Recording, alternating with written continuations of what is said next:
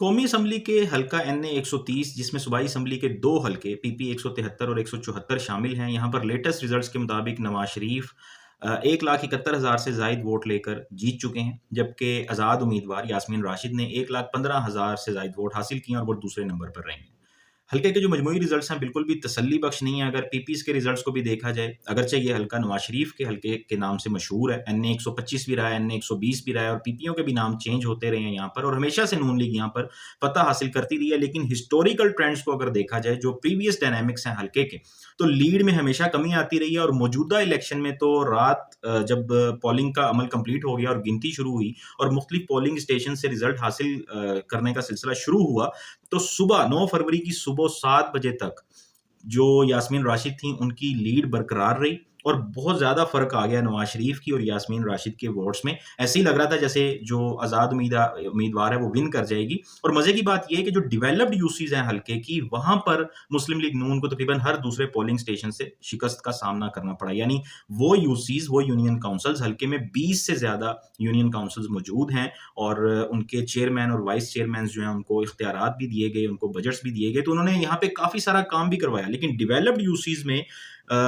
جو ہے مسلم لیگ نون کو شکست کا سامنا کرنا پڑا۔ اس کے علاوہ جو بند پار کا علاقہ ہے یا پسماندہ علاقے ہیں جو کچھ حلقے کے، وہاں پہ آپ کا مخلص ووٹر موجود ہے، وفادار ووٹر موجود ہے جس نے آپ کو ووٹ کاسٹ کیا۔ تو اس کا مطلب یہ ہے کہ عوامی رابطہ جو ہے وہ اس حلقے کا بہت بڑا ایشو ہے، جس میں گراؤنڈ ریالٹیز کو ایک تو بالکل بھی اعلیٰ قیادت تک نہیں پہنچایا جاتا، اور عوامی رابطہ صفر ہے بالکل۔ جو گزشتہ ادوار کے MPAs ہیں، آپ کے جتنے بھی حالیہ سروے آپ اٹھا کے دیکھیں گے، لوگ ان کے اوپر ڈسٹرسٹ والی ایک سچویشن آپ کو نظر آئے گی۔ ایک تو حلقے کے جو پرانے مسائل چلتے آ رہے ہیں وہ جوں کے توں موجود ہیں،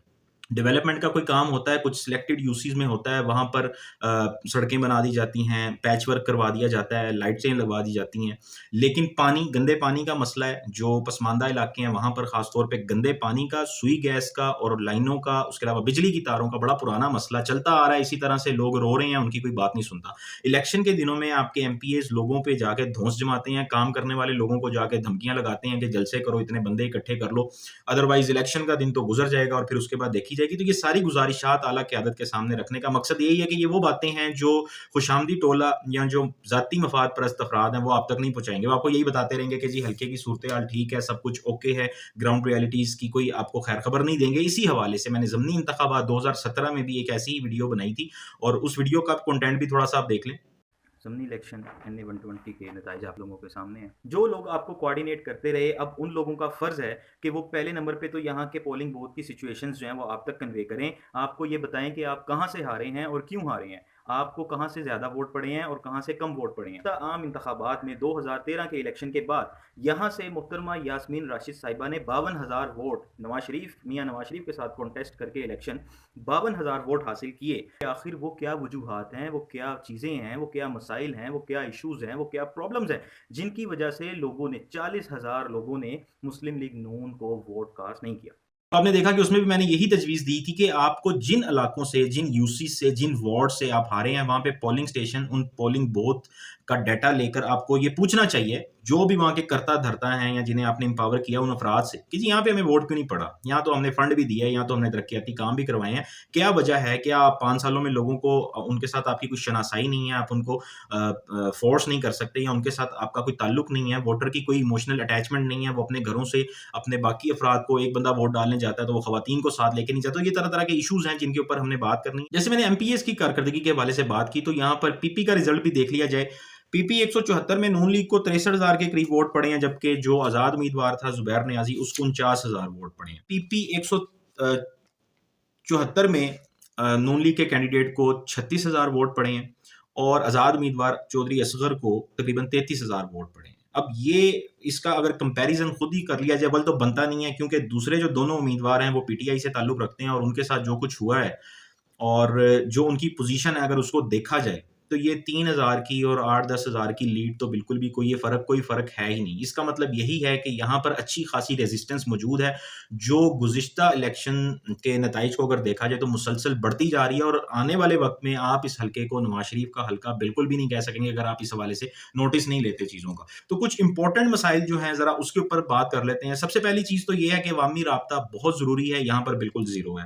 यहाँ पे जो लोग काम करने वाले हैं उन्हें कोई जानता भी नहीं है। जो लोग गलियों की सतह पर, मोहल्लों की सतह पर लोगों को इकट्ठा करते हैं, राब्ता मेंटेन करते हैं, पैसे खर्च करते हैं, मेहनत करते हैं, सारा कुछ करते हैं, उनका नाम आला क़यादत को शायद भूल चुका हो, उन्हें याद भी ना हो। बेशतर जो चेयरमैन है हल्के के, चेयरमैन जो यूसी से सिलेक्ट होते रहे हैं, वो इस हल्के में रहते ही नहीं हैं। उनकी रहाइशगाहें ही हल्के से बाहर हैं, किसी और जगह पर रहते हैं, मुख्तलिफ इलाकों में और मुख्तलिफ सोसाइटीज़ में रहते हैं। सिर्फ इलेक्शन के दिनों में यहाँ पर वो आ जाते हैं अपने दफातर में और अपने डेरे में, वो सारी रौनकें लग जाती हैं, सब कुछ होता है, लेकिन लोगों के साथ जो एक मुसलसल राब्ता उस्तवार करने वाली बात है, वो बिल्कुल भी नहीं है। इस इलेक्शन में, इसकी कैंपेन में ये चीज़ बहुत ज़्यादा देखी गई। उसके अलावा जनाब, वोटर लिस्टें और पर्चियों का काम इंतहाई बुरे तरीके से किया गया। वोटर की इमोशनल अटैचमेंट जो होती है उसको बिल्कुल इग्नोर किया गया। जो निचले दर्जे पे लोग काम करते हैं, आप उन्हें एक्नॉलेज ही नहीं कर रहे, उन्हें एंडोर्स ही नहीं कर रहे, वो चीखते चिंगाड़ते रहते हैं, अपने मसाइल बताते रहते हैं। उनको ये तलकीन की जाती है कि कोई बात नहीं जी, आप शेर को देखें, आप नवाज शरीफ को देखें और फिर इलेक्शन के बाद देखा जाएगा। इलेक्शन के बाद कोई उनके पास आता ही नहीं है, तो वो अपने घर से, उनका दिमाग खराब नहीं है कि वो अपने घर से अपने माओ बहनों को, बीमारों को या किसी को भी निकाल के आपके लिए वोट डलवाने जाएं। जबकि दूसरी तरफ, पहले भी मैंने यही अर्ज की थी कि आपके जो अब आपके साथ जो आपको कन्फ्रंट कर रहे हैं, जो आपके मुखालफिन हैं, जो आपके कंपेटिटर्स हैं ना, उनके पास एक बड़ा ज़बरदस्त इमोशनल मोटो मौजूद है, बड़ा प्यारा मोटिव है उनका। और ख़ास तौर पे इस वक़्त तो उनका जो लीडर है, चाहे वो जैसा भी है, वो अंदर है, तो उनके पास ये चीज़ एक बड़ी स्ट्रॉन्ग रीज़न बन के उनके सामने आई कि उन्होंने उसे विन करवाना था, तो उन्होंने अपने घर से वो जिसको ला सकते थे लेके आए और वोट डलवाया। जबकि दूसरी तरफ जो आपका वोटर है, उसमें इस किस्म की कोई इंटरनल जो मोटिवेशन होती है वो सिरे से मफकूद थी, उसे कोई ज़रूरत नहीं थी, उसे किसी ने एंडोर्स नहीं करना था, किसी ने रिकॉग्नाइज़ नहीं करना था। अब इलेक्शन कंप्लीट हो गया है, कैंडिडेट्स ने विन कर लिया है, तो अब उनको पता है कि जी हमारे पास किसी ने हमें आके नहीं पूछना, किसी ने एप्रिशिएट नहीं करना या कोई भी ऐसा काम नहीं होना, लिहाजा उसे कोई ज़रूरत नहीं है कि वो ये सारा कुछ करे। पर्चियाँ तकसीम नहीं की गई, वोटर लिस्टों के मुताबिक लोगों के घरों में पर्चियाँ डिस्ट्रीब्यूट नहीं की गई, हर घर में लोगों को जाके ये नहीं बताया गया, उनको एक जो डोर टू डोर कैंपेन होती है वो नहीं की गई। गुज़िश्ता जो टाइम पीरियड था उसमें यहाँ पे एनए 125 में वहीद आलम खान आपके एमएनए थे, जिनकी जगह पे अब नवाज शरीफ ने खुद इलेक्शन लड़ा है। उनकी कैंपेन बहुत मारूफ थी, उन पे तरह-तरह के एतराज़ात करके उनको हटा दिया गया, उन्हें टिकट नहीं दी गई किसी भी जगह पर। हालाँकि वो एक ऐसे बंदे थे कि जिनको हर तरह का बंदा, हर तबके से ताल्लुक़ रखने वाला शख्स उन्हें सपोर्ट करता है और उनकी कैंपेन, और इस चीज़ को बिल्कुल भी ये रंग ना दे दिया जाए कि बस ये वहीद आलम खान की कैंपेन के चक्कर में सारी बातचीत हो रही है। बात हो रही है जो लोग काम करते हैं और जो लोग काम नहीं करते उनकी। तो वहीद आलम खान का लोगों के साथ राब्ता था, हर प्रोग्राम में जाते थे, हर फंक्शन में जाते थे, जितना भी यहाँ पे तरक्याती काम हुआ है बंद पार, सारे का सारा क्रेडिट उनको जाता है। उसमें उन्होंने तकरीबन 1 से 1.5 अरब रुपए के तरक्याती काम है, जिनका वोट, जिनकी ये लीड आपको नज़र आ रही है प्रैक्टिकली। अदरवाइज़ अगर आप अपने बाकी एमपीएज़ पे रहें जो यहाँ पर मौजूद हैं या रहे हैं पहले किसी वक़्त में और अब दाएँ-बाएँ आपने उन्हें कर दिया है, तो उनकी कारकर्दगी ने तो आपको कतई तौर पे इस काबिल नहीं छोड़ा था कि आप यहाँ पे विन कर सकें। तो लोगों से राब्ता बिल्कुल मफ़कूद है। उसके अलावा जो अगर आप ज़रा थोड़ा-सा इसको ब्रॉडर कॉन्टेक्स्ट में देखें, तो नून लीग की सोशल मीडिया स्ट्रैटेजी हल्के में भी बिल्कुल ही ज़ीरो है। यहाँ पर कोई ऐसा काम नहीं होता। आपको तकरीबन पिछले 10 साल से ये खुद भी पता है, पार्टी की आला क़यादत को भी, और उसके अलावा जो मुख्तलिफ कॉन्स्टिट्यूएंसीज़ में आपके जो लोग हैं उन्हें भी अच्छी तरह से इस चीज़ का इदराक है। जो भी पॉलिसी मेकर्स हैं, जो तंज़ीम साज़ियों में इन्वॉल्व होते हैं, उन्हें पता है कि आपका मुकाबला जिस पार्टी के साथ है या जिस विज़न के साथ है, वो सोशल मीडिया को एक बुनियादी टूल के तौर पर इस्तेमाल करती है। लेकिन आपका अपना हाल ये है कि आप लोगों की सोशल मीडिया स्ट्रैटेजी बिल्कुल इनविजिबल है और ना होने के मुतरादिफ है। कोई मतलब आपके जो सोशल मीडिया के मुख्तलिफ डिवीजन्स के हेड्स हैं या जो एक सेंट्रलाइज्ड हेड है, उसके बारे में तरह-तरह की बातें ट्विटर पे देखने को मिलती हैं और यही नज़र आता है कि बस हर बंदा जो है ना वो अपने ख़ानदान को और अपने लोगों को प्रमोट कर रहा है। पार्टी का कोर वैल्यू, उसका कोर विज़न क्या है, उससे किसी को कोई ग़र्ज़ नहीं है। लोगों को आप बताते ही नहीं है कि आपने अच्छा क्या किया है और आपके मुखालफिन ने बुरा क्या किया है। आपके जो कंपेटिटर्स हैं उनको